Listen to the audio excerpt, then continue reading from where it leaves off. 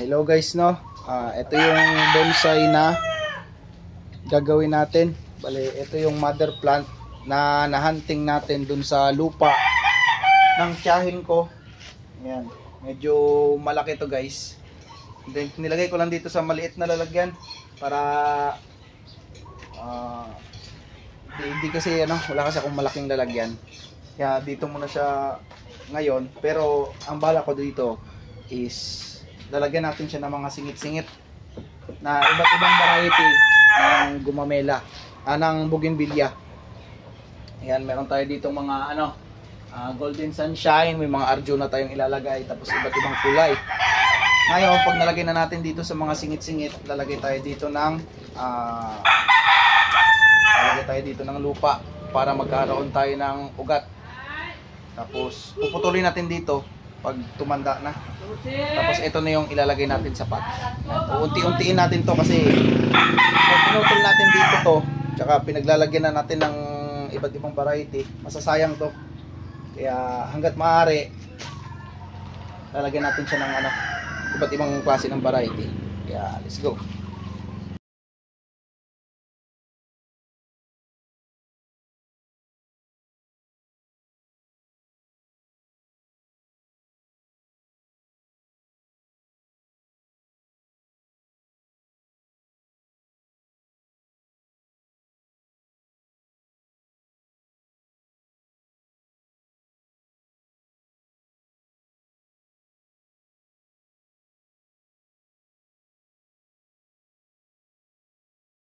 So ayun na nga guys, no, nakapaglagay na tayo dito.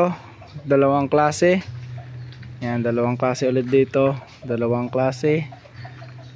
Yan, dalawang klase ulit. Tapos naglagay tayo dito sa dulo ng apat. Apat yung nilagay natin. Tapos yung dito, yung mga kasunod na to, di muna natin lalagyan yan para yung nutrients madadaanan talaga lahat. Mapupunta dito ba? Lalabas dito.